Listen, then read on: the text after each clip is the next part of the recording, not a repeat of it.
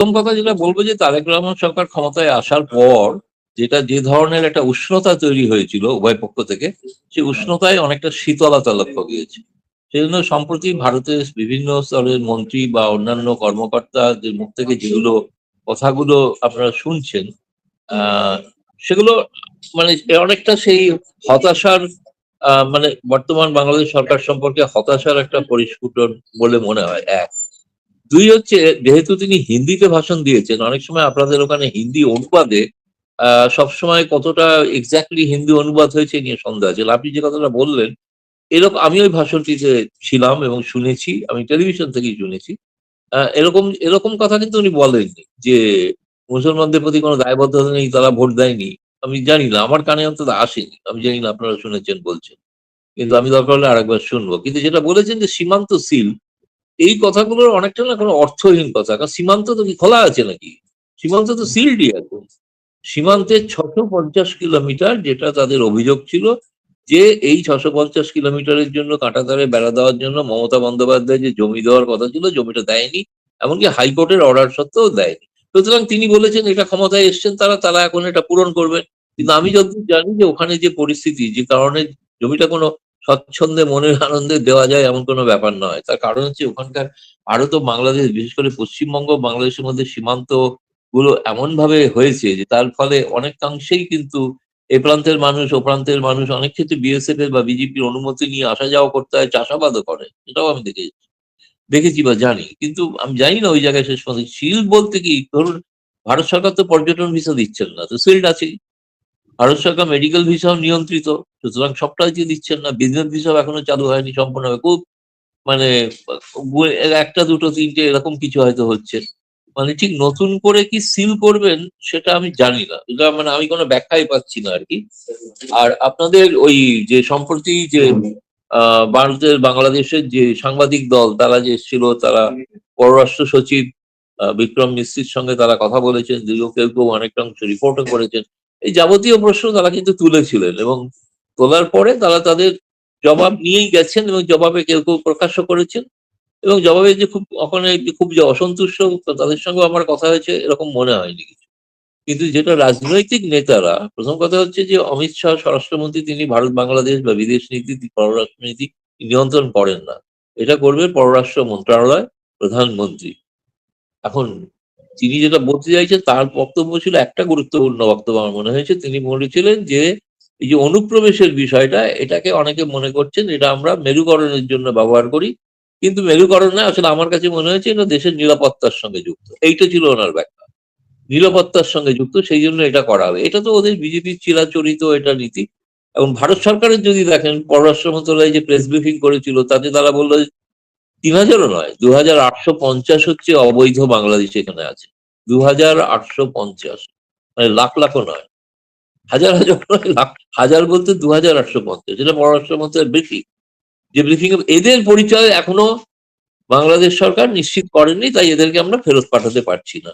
বরঞ্চ তারা তো সহযোগিতা চেয়েছেন বাংলাদেশ সরকার। আমার মনে হয় ২,৮৫০-এর বিষয়টা যেটা আছে, এটা যদি নিষ্পত্তি করে দেওয়া যায়, হয়তো ২,৮৫০ না হলেও ২,০০০ও যদি করে দেওয়া যায়, তাহলে হয়তো ব্যাপারটা এরপরে ভারত সরকারের পক্ষ থেকে বলারও কিছু থাকবে না। কারণ আর তো ধরুন আমাদের এখানে যে ভোটার তালিকা ঝাড়াই বাছাই হয়েছে, তাতে রোহিঙ্গা কিংবা বাংলাদেশি অনুপ্রবেশকারী এই মর্মে তো নির্বাচন কমিশন কাউকে চিহ্নিত করে। বিহারে সম্ভবত ১৭০ জনের মতো একটা তালিকা পাওয়া গিয়েছিল। কয়েক কোটি ভোটারের মধ্যে ১৭০ সংখ্যাটা খুব মিনিমাম।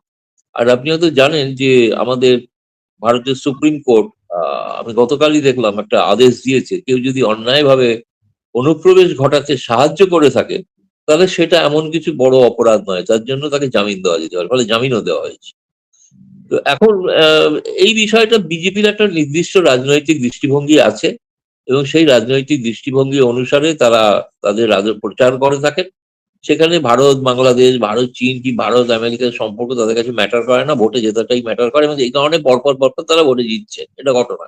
পছন্দ হোক বা না হোক, এই এই রাজনীতি করে তারা নির্বাচনে সাফল্য লাভ করছেন। এমনকি ধরুন এই আরএসএস এর ১০০ বছর বয়সে পশ্চিমবঙ্গে এই প্রথম একটি দক্ষিণপন্থী বা বিজেপি, যারা অরিজিনালি হিন্দু মহাসভা, শ্যামাপ্রসাদ মুখার্জির শহর, তারা সেখানে সরকার তৈরি করতে পারলো।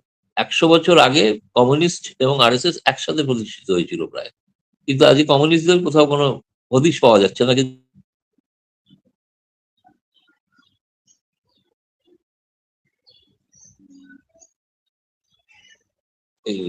সেটা এই যে সেটাতে এই ধরনের রাজনৈতিক মেরুকরণ তাদের অনেক সুবিধা করে দিয়েছে। এখন আমি কোনো মানে মূল কোনো মানে ফাইনাল কোনো জাজমেন্ট দিচ্ছি না যে এর ফলে আমি এটা বলছি না যে বাংলাদেশের সঙ্গে ভারতের সম্পর্কে তলানিতে চলে যাবে কিন্তু সবচেয়ে গুরুত্বপূর্ণ জিনিস একটা জিনিস বোঝা গেছে, এর মধ্যে একটা দিক আছে, সেই দিকটা আপনাদের জানা দরকার। সেই দিকটা হচ্ছে যে এই শপথ গ্রহণ অনুষ্ঠানে বহু আওয়ামী লীগ পন্থী এবং আওয়ামী লীগের সমদরদী বহু লোক আমন্ত্রিত ছিলেন, এবং সেটা কেউ কেউ সগর্বে ফেসবুকে পোস্ট করেছেন যে তিনি আমন্ত্রিত, এবং তারা সকলেই আওয়ামী লীগ পন্থী বলে পরিচিত। আপনি হয়তো এটাও জানি না যে সম্পর্কের কথা যদি বলি তাহলে হচ্ছে যে কি বলে ধরুন আওয়ামী লীগের পক্ষ থেকে শেখ হাসিনার পক্ষ থেকে শুভেন্দু অধিকারীর মুখ্যমন্ত্রী হয় অভিনন্দন জানিয়েছেন তিনি, কিন্তু বিএনপি থেকে কোনো অভিনন্দন জানানো হয়েছে কিনা এটা এখন আমরা জানি না, হয়তো নিশ্চয়ই হয়তো দিতে পারেন, কারণ পশ্চিমবঙ্গের সঙ্গে যেহেতু জড়িত বাংলাদেশের স্বার্থ, ফলে সেক্ষেত্রে হয়তো আশা করছি তা দিতে পারেন। কিন্তু সব থেকে আগেই কিন্তু শেখ হাসিনা অভিনন্দন জানিয়েছেন, এবং যে শুভেন্দু অধিকারী একসময় প্রকাশ্যে বলেছিলেন যে শেখ হাসিনার পক্ষেই তিনি মন্তব্য রেখেছিলেন বা তার ফলে যে কারণে মনে করছেন যে ভারতীয় জনতা পার্টির লোকে তাদের পশ্চিমবঙ্গের জয়কে আওয়ামী লীগ পন্থীরা ভারতে যারা আছেন এবং বাংলাদেশে যারা আছেন সকলেই এটাতে বেশ প্রায় একটা উৎসব পালনের মতো অবস্থায় আছে। আর জামায়াতে ইসলামী বা আপনাদের ছাত্র নেতাদের তো বক্তব্য শুনেছেন, তারা আরো অন্যরকম ভাবে ব্যাপারটা দেখছে না। বলুন। এতে করে কি আখেরে আওয়ামী লীগের কোনো লাভ হবে? এই একটা ধর্মপন্থী দল তারা আসছে, বাংলাদেশে তো আওয়ামী লীগ রাজনীতি করে, সেকুলার পলিটিক্স করে, তারা এখানে অসাম্প্রদায়িক পলিটিক্স করে, কিন্তু ভারতে তারা একটা সাম্প্রদায়িক ধর্মভিত্তিক দলকে সমর্থন দিচ্ছে। আখেরে কি আওয়ামী লীগের কোনো লাভ হবে মনে হয় আপনার? 2014 থেকে নরেন্দ্র মোদী দিল্লিতে প্রধানমন্ত্রী, তিনি ভোটে এসেছিলেন সেই বাংলাদেশিদের অনুপ্রবেশকারীদের তাড়িয়ে দেবো এই স্লোগান দিয়ে। 2014 থেকে 2024 10 বছরে সম্পর্কটা সোনালী অধ্যায় গিয়েছিল বলে বলা হয়। আখেরে লাভ হবে কি হবে না সেটা আমি বলতে পারবো না, কিন্তু শুভেন্দু অধিকারী নিজের মন্তব্য হচ্ছে শেখ হাসিনাকে সালাম করে ঢাকায় নিয়ে গিয়ে পৌঁছে দেবো। তো ফলে এখন যদি কারুর সাহায্য সে যেই হোক, যে যদি কারুর সাহায্য হতে তার যদি কোনো রাজনৈতিক লাভ হতে পারে এরকম একটা ভেবে থাকেন, সেটা তারা ভাবছেন। আমি এখনো সেরকম কিছু লক্ষণ দেখছি না। এই মুহূর্তে গুরুত্বপূর্ণ তাদের পশ্চিমবঙ্গের তাদের সরকার গঠন করা, এবং সরকার গঠন করে সেখানে মানুষের এত বিপুল মানুষ আশা আকাঙ্ক্ষার মধ্যে আছেন সেটা পূরণ করতে পেরেছে, না হলে কিন্তু পশ্চিমবঙ্গের মানুষ আবার বেশি সময় লাগবে না আবার মত পাল্টাতে। ফলে আওয়ামী লীগের বিষয়টা এখানে জড়িয়ে গেছে, সব মিলিয়ে দেখা যাচ্ছে যে ঘটনা তো যে বিজেপির পক্ষ থেকে তো আওয়ামী লীগ লোকেদেরই তো আমন্ত্রণ জানানো হয়েছে, এটাও তো ফ্যাক্ট। আমি তো জানি না একজন আমি জানি স্থানীয় স্তরে বিএনপি, যিনি আগে আওয়ামী লীগ ছিলেন এখন বিএনপি হয়ে গেছেন, তিনিও শপথ অনুষ্ঠানে ছিলেন অবশ্য। না মানে ছোটখাটো না খুব ছোটখাটো স্তরের নেতা, তৃণমূল স্তরের নেতা, তাদের নাম জানিয়ে তাদের নামের মাহাত্ম বাড়িয়ে কোনো লাভ নেই আর কি। কিন্তু আমি জানি তারা এসছে, জানি না আমি জানি আমি বলছি তারা নিজেরা আমাকে জানিয়েছে। আপনার ফেসবুক যদি খুলে দেখেন অনেকে দেখতে পাবেন নাম দাম।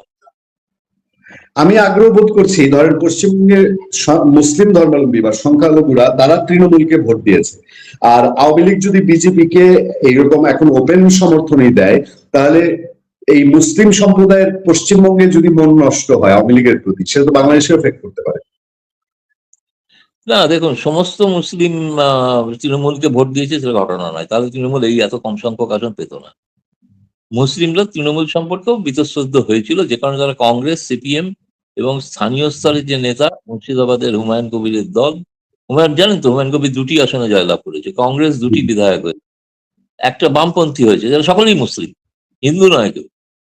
তো ফলে মুসলিমরা সকলেই ভোট দিয়েছেন তৃণমূলকে, সেটা নয়, আগের থেকে কম ভোট দিয়েছে। সেই কারণেই হয়তো এখন তো জানি না যে ভবিষ্যতে কি হবে না হবে সেটা পরের কথা, কিন্তু মমতা থাকাকালীন তো তিস্তা নদীর চুক্তি স্বাক্ষরিত হয়নি না, সেক্ষেত্রে শেখ হাসিনাই দায়িত্ব নিতে পারেন বিজেপির সঙ্গে কথা বলে তিস্তা নদীর চুক্তি যাতে স্বাক্ষরিত হয়। দাদা, তিস্তা চুক্তি নিয়ে কিন্তু চীনের ইনভেস্টমেন্ট বাংলাদেশে হচ্ছে, এটা কিন্তু ভারত ঠেকাতে পারে নাই। চীনের না না, তিস্তা প্রকল্পে, তিস্তা প্রকল্পে ঠেকাবোর চীন কি আছে? এখন আহ্বান। আপনাকে ঠেকাবো আমি কি করে? আপনি যদি সিদ্ধান্ত নেন আপনি আইএসআই এর সঙ্গে থাকবেন বা চীনের সঙ্গে থাকবেন, আমি সার্বভৌম দেশ তো। সেটা বিক্রম মিস্ত্রি জবাব দিয়েছেন আপনাদের সাংবাদিকদের, যে আমরা তো আমাদের প্রস্তাব দিয়ে দিচ্ছি। তিস্তা বলতে কি, তিস্তা তিস্তা নদী যেটা মানে তার যে সংলগ্ন এরিয়া তার উন্নয়ন, তিস্তার পানি তো বন্টন তো চীনের চীনের পক্ষে তো করা সম্ভব না, বা পাকিস্তানের পক্ষে করা সম্ভব না, সেটা তো ভারতে প্রবাহিত নদী, তাই না?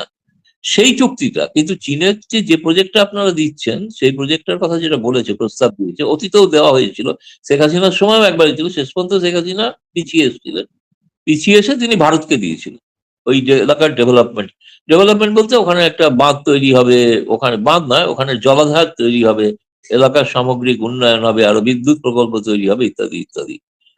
চীনকে দিয়েছেন, আটকানোর তো কোনো ব্যাপার নয়, আটকানো আমরা কি করে আটকাবো? এখন পাকিস্তান যদি জঙ্গি আর লস্করে তৈবা আর এদেরকে আশ্রয় দিয়ে থাকে, তাকে আমরা আটকাতে পেরেছি? পারিনি তো।